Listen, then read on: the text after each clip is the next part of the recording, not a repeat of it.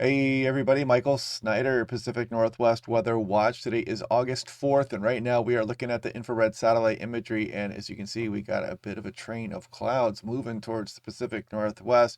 We're going to keep ourselves in a troughing pattern here for the next few days, including a frontal system that's going to try to roll in here and bring some precipitation here. A little early taste of fall coming up, but don't get so used to it just yet because we have the return of a ridge most likely as we go through the following weekend here, really warming things up across the region. We're going to take a look at that and a few other details here as we go through the video this morning. If you want, check out the Blue Angels Seafair. I did a video there, 4K. I shot it in 120 frames a second. All the video is done at 20% speed, so you can kind of see the action slowed down there. So check that out. Should be in the link down below. I'll put that in there today. Now, taking a look at what's going on at 300 millibars. So there's Washington to the right, British Columbia and Oregon, of course. There's the Hawaiian Islands. Off to the far left is Japan, and here's Alaska. So this is about 30,000 feet up in the atmosphere, and you can kind of see how the jet stream is pointed at the Pacific Northwest, keeping us with some cool conditions here as we go through Wednesday. This is the next system upcoming here. We're going to go over that in some detail here in a moment.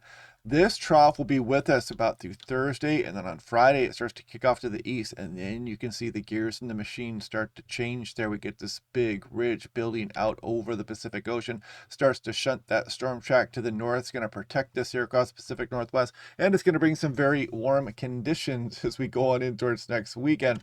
So let's take a look at where we are right now. This is the marine layer pushed way up into the Cascades here. You can see if you go down towards the central and southern Oregon coast, you're getting some sunshine out there. A little bit of a mixed bag across some of the Willamette Valley, and some of western Washington. Vancouver Island is getting a bit of sunshine there. If we scroll back and forth there's some thunderstorms ongoing right now across portions of Oregon. I'm going to click on the lightning strikes there, and you can kind of see them ongoing as we speak right now. So let's back up all the way through yesterday. This is yesterday morning. We went through the day yesterday. Again, thunderstorms across eastern Oregon, quite prevalent, and we had some big hail near Bend, Oregon there. Ping pong ball size hail, 1.5 inches. Had some severe wind gusts out there as well.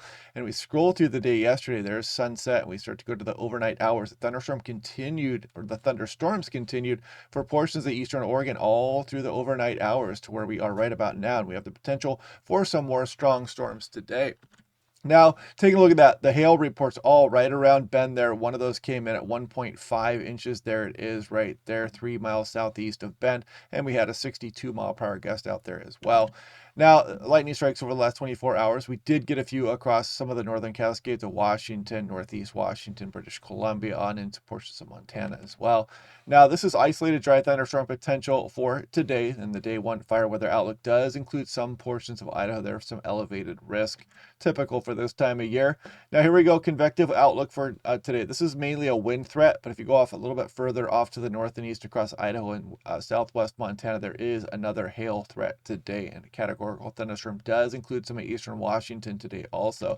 So the Bear Gulch fire out there has been producing some smoke. You might wonder what that smell is if you're across some of the Pacific Northwest here, and especially western Washington. I could smell it last night moving across the area. Smelled like a campfire going on there. The good news is it's not producing too much smoke right now. The bad news is it's probably going to be with us for a while and may flare up again as we go through this upcoming weekend, as we start to ramp the temperatures up and becomes more favorable for the fires to burn. But if we look at right now, vertically integrated smoke, this is the high resolution rapid refresh. It shows the smoke in the atmosphere, and you see there is a couple fires out there, Vancouver Island, some in northeast Washington, but again, not producing too much smoke. It can be it can be much worse here at this time of year than what we're seeing right now. So you gotta enjoy that while it lasts here, because we're definitely gonna ramp the temperatures up towards next week, and then maybe bring some of those fire concerns back. But if we take a look at the 500 millibar heights on the European as of last night, you can kind of see the troughing here hanging out. We got a ridge north of the Hawaiian Islands, somewhat of a ridge here across the southwest USA. And then we scroll off through this week, and you can see that trough is going to be with us, bringing our frontal system. We're going to go over that in some detail here just in a second, and bear with me. And then you can see this next ridge really start to ramp up here as we go towards next week. And again, look at that thing just get developed off our coastline. So now let's take a look at precipitation precipitation and when we are likely to get the precipitation to start across the area. So here we go. There's our low pressure center out there. As we go through the day today, you notice it start to creep towards Western Canada. As we go through tonight, as we go through tomorrow morning, it starts to impact Vancouver Island. Here we go through the late morning hours on Tuesday tomorrow. We start to bring some of that precipitation towards the Washington coastline as we go through Tuesday afternoon. Now we start to bring the better precipitation chances inland as we go through Tuesday night into very early Wednesday morning. Look at that, bringing some decent rain across western Washington, and man, do we need it across the Cascades, the coastal areas. How much of that is going to get south in towards western Oregon? Good questions here, but you can see through Wednesday, maybe another rainy day for western Washington, southwest BC, Vancouver Island, and potentially down into portions of Oregon as well. Then we scroll through Thursday. We're still dealing with convergent zone activity here across western Washington. So may have some active weather coming up here for the next few days. Some rare summer rainfall here across the region. Looks like it may be setting up. Confidence is increasing, but then don't get too comfortable with that because, you know, the mossbacks are going to have to retreat back into their dens and hide because we're going to get some of this ridge rebuilding here and really ramp the temperatures up as we go towards this weekend. So some summer roller coaster weather coming up here. North American model, let's scroll through this and you can again see the precipitation hitting the Washington coast as we go through Tuesday night. Then we go on in through Wednesday. It shows better amounts across some of western Oregon, including Portland, Salem down there, and potentially western Washington. Again, some rain shadowing is going on. I've seen that in some of the models here, so we'll be watching that over the next few days as well. So, you know, there's going to be a big discrepancy on who gets how much rainfall as we get this system rolling through. And again, as we go through the day on Thursday, you see this is Wednesday and Wednesday night, convergent zone activity is possible. Let me update this because this is 66 hours. This is hot off the presses. It's running as we speak. And here we go on into very early Thursday morning. Still some showers hanging around, but then we start to build that next ridge. Now, high resolution model here just coming into range. This is the 12Z North American model. So I'm zoomed in a bit here on Washington and Oregon. We're going to scroll through here and you see that precipitation starting for Quileute probably sometime on the afternoon Tuesday. And it's going to start prior to that across Vancouver Island. That rolls into southwest BC as we go through very early Wednesday morning. By the time we go towards Wednesday, you can see precipitation starting to move across western Washington, western Oregon. So yeah, get some rare summer rainfall here across western portions here, and we badly need it. I'm going to show you something here in a moment. It shows how badly we need it. So taking a look at 850 millibars. Mossbacks rejoice. Check out the trough with us as we go through Thursday, and then it starts to kick through and look at the gears in the machine start to switch up the pattern. And oh boy, look at this ridge really start to get ramped up here as we go through the weekend and next week. Very warm temperatures aloft, maybe some offshore flow starting to develop with this ridge over the top of us or right off the coastline here as we go through next week. So yeah, really ramping up those temperatures. And here's a 2-meter temperature anomaly. Of course, us humans live at the surface. We want to know what's doing at the surface. But here we go, Wednesday afternoon. Look at this big blob of cold air here across the region, Washington, Oregon, especially Idaho, northern portions there, and some of northwest Montana. But then we scroll off in towards the end of the week, and you can see that creeping off, and you can farewell, you know, bye-bye. There goes that cold air, and then you see these very warm temperatures. Look at, I'm going to toggle back and forth here. There's Sunday afternoon, way above average here across a lot of the region. Then there's Monday afternoon, there's Tuesday afternoon, and then there's Wednesday afternoon. Who knows how long this is going to stay with us here, but some of the models show that ridge breaking down as we go through the following week. But again, we'll worry about that later.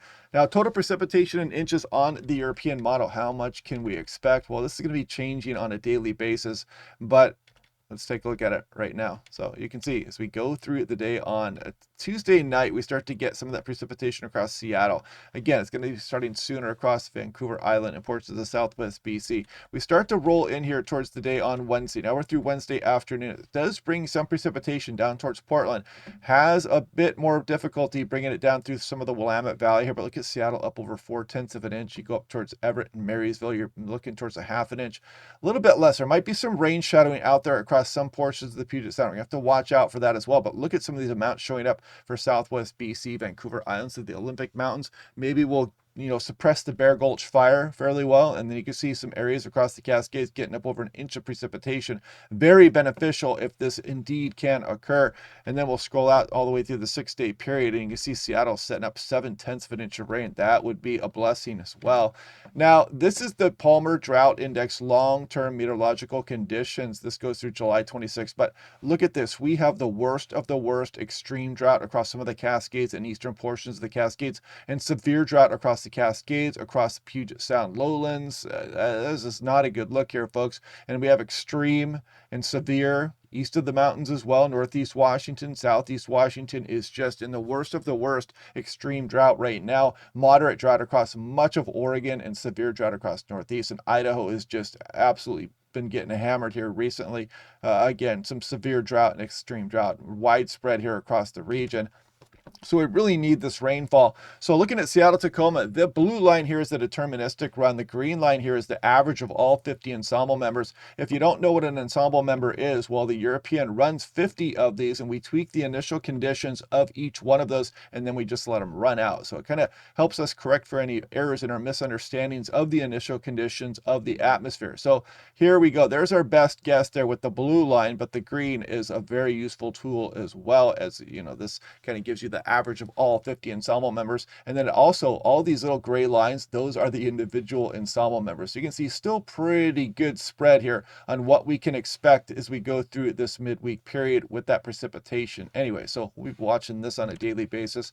Portland, something similar here as well. Lesser amounts generally, but look at the control run, had a pretty good shot here. It's up near the higher envelope of the Ensemble members, but the mean probably much more realistic for what Portland is going to get out of the system. Here's Eugene, lesser amounts, of course, the further you go south. The control run only had a couple hundredths of an inch there. The mean is closer to 1/10 of an inch. Here's Yakima, between 5 and 0.1 of an inch as well, and you can see the control run had towards 0.15 of an inch. It gets a little bit more difficult this time of year, especially east of the Cascades, with bringing these moderate frontal systems. It's not bad for summer, but if this was fall, you'd barely even be blinking an eye at this system coming through here. But since it is peak summer here across the Pacific Northwest, this will be notable. Bend, you can see not much in the way of precipitation expected down at Bend, Oregon out of this, and Boise, very low amounts. You can see one Ensemble member there had a 1/3 of an inch of precipitation, but most of them much less. So looking at Spokane, you can see the control and the deterministic are also pretty close. They're up over 1/3 of an inch of rain, or around 1/3 of an inch of rain. So that would not be bad. And of course, across the higher terrain, the amounts are going to be heavier. This is Bowerman, Washington coastline, Hoquiam. You can see 1/2 inch of precipitation. We will definitely take it, and again, across the higher terrain, like the Olympic Mountains, better amounts will be incoming. So if we take a look here, wider view, European artificial intelligence, we'll take a little bit of a look at the extended forecast versus the GFS. And technically, this next ridge is still in the extended forecast here, but we're getting better model agreement. So there we go with that trough rolling through. You can see pretty good model agreement there on the timing of this. We're looking at Thursday morning right there, but the ridge is getting amplified here out over the Pacific Ocean. That trough swings through. We go towards this weekend, and then we start to scroll off in towards Sunday morning. And look at the artificial intelligence really gets kind of beefy with this ridge off the coastline. The GFS not quite as strong, but look at that, man. Artificial intelligence would really ramp up some of the temperatures here. And again, if you place this just a few hundred miles further east, you're really going to bring a big heat wave across the area, versus a little bit further west, you'd allow for some cooling and maybe a backdoor trough, to keep things stirred up a bit here and keep us out of the really lofty temperatures and the record highs and whatnot. And the GFS not as strong with that ridge, but of course be watching this over the next few days. You can kind of see that artificial intelligence wants to hang on to it a little bit longer, and once you get out towards 10 days, the models start to diverge quite massively. You see the big trough over the Gulf of Alaska and the GFS versus the ridge still hanging out on the artificial intelligence. So yeah, fun stuff there. Looking at the Ensemble members, we'll scroll through this really quickly. Again, both, the Ensemble of the European deterministic and the Ensemble of the artificial intelligence, they're both very similar there. So confidence is increasing in that heat wave. Now, taking a look at where we are today, national blend of models. This is Monday, August 4th. Check out Seattle 75, not too bad. A little bit below normal there. Willamette Valley, some upper 70s showing up. We go through Tuesday, Wednesday. We're going to be dealing with this trough. Look at Seattle, 72 degrees. days and may not even get that high for some areas depending on the cloud cover with this next system. Thursday, Friday, Saturday, you notice the warm-up starting to come in there. There's Sunday, Monday. Look at that. Seattle back up into the mid-80s, some upper 80s all the way up towards southwest BC, Vancouver Island. Some 90s, maybe some upper 90s coming here again, depending on just exactly where this ridge positions itself. Of course, this picture will get clear as we go through the next couple of days as well. Then Tuesday, Wednesday, Thursday, who knows how long that heat is going to last. This is the GFS. Shows Portland potentially flirting with 100 degrees as we go through the early portion of next week. Seattle, maybe another 90-degree day, not out of the question there. But again, it depends on just how this is going to set up. We're still looking a week plus out in the forecast. And there's Tri-Cities warming back up again with that ridge. Kamloops, interior of British Columbia, looking like it might get up back towards, what is this, 88 degrees or so, maybe up towards 90 for some areas. So 6 to 10 day temperature outlook, much above average, not much above, the chances of an above average period during the 6 to 10 day. This does not mean temperature. This is just probability percent chance of being above normal. So you can kind of see how it's a little bit more towards the coastal areas here and across some of the Cascades of Washington, Oregon. There's the 6 to 10 day precipitation outlook below normal here, still showing up. You can see a little bit of a clip there, they're above normal, but we'll see how that works out. And you want to check out the Patreon page, you can get my daily updates here. It sends those out to you. You can go to the community tab and chat with us as well. Or you can donate some of your hard-earned money and help support the channel.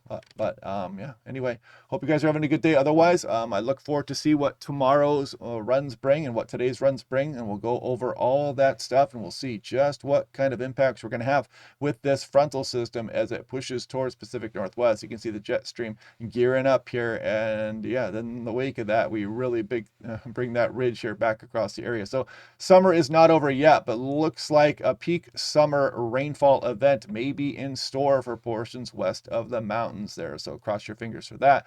I know the Mossbacks are going to love it. Click like and subscribe. We'll do this all again tomorrow, and I will talk to you guys then.